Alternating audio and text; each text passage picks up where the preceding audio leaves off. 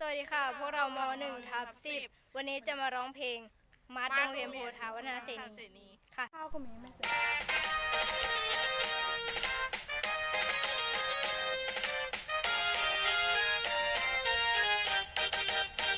งามแทงงามสม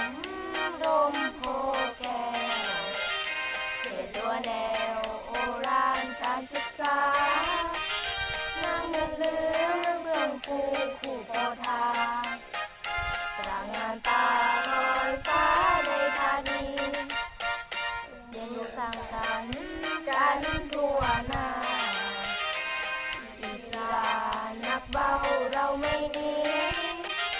ทั้งพี่น้องรวมใจฝ่ายความดีสามัคคีรักไทยในโพธาสถาบันแห่งนี้เป็นที่รักเกียรติศักดิ์สูงส่งเรารักษา